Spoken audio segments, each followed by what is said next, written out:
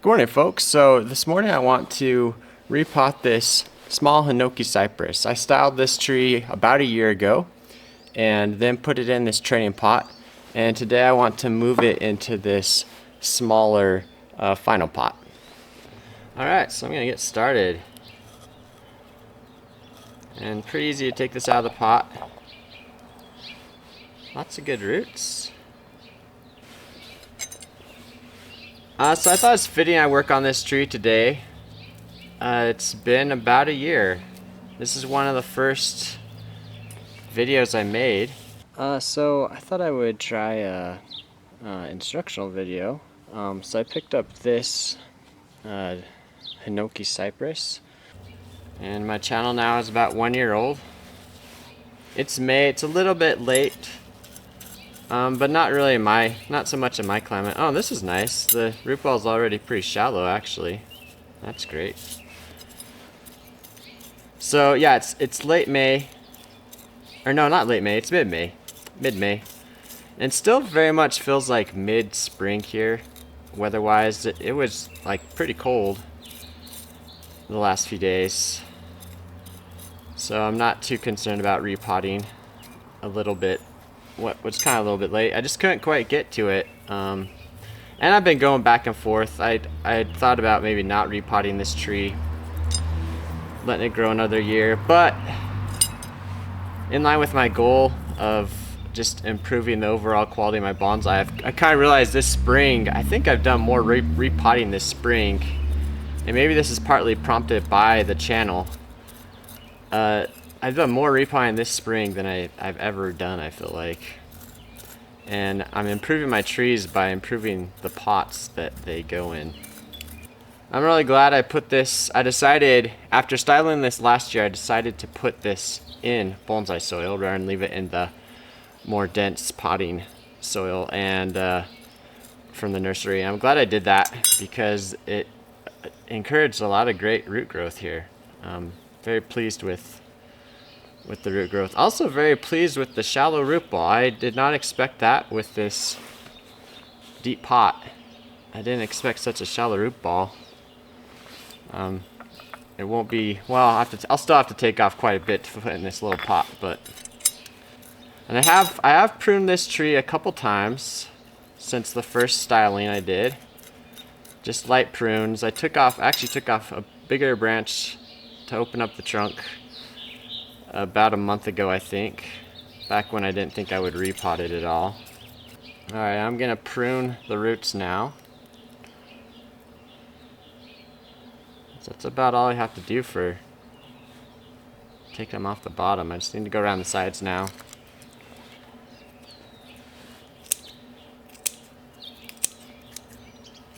I think I'm removing maybe 15%. Look at that, it's already quite nice. Ah, yeah, beautiful. Okay,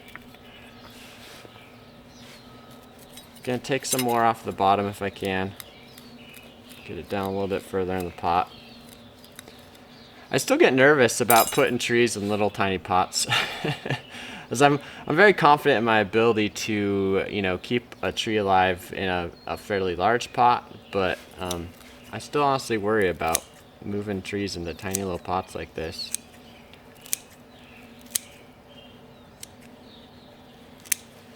Because I feel like it's a risk. It's not like this tree's guaranteed to do well in this pot. In fact, this tree would be much happier in this pot, right? So this is very much a stylistic, artistic choice of putting us in a big pot. If you want your trees to be healthy, strong, vigorous, just leave them in big pots. Pretty simple. I need to kind of take more off. I want to plant it basically in the center, so I'm going to take more off the one side here to make it kind of circular. Still want more off this one side, so I can scooch it over more in the center. So I'm making it even more shallow so it has room to grow, because it fits now in the pot, but I need it to have a little bit of room so new roots can expand. Alright, I think I'm going to call that good. Don't want to go crazy. So now I've taken off more like, at least 25%, maybe more like 25, even 25 to 50 to be honest. But now it has plenty of room to expand again in the pot. So I'm going to clear this off. Alright, so I'm going to put some soil in the bottom.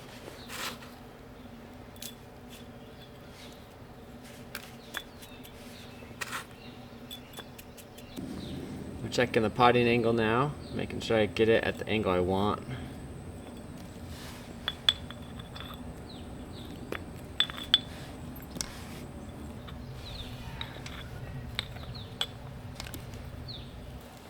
Okay, so I got it how I want it, situated in the pot. So now I'll put the soil in.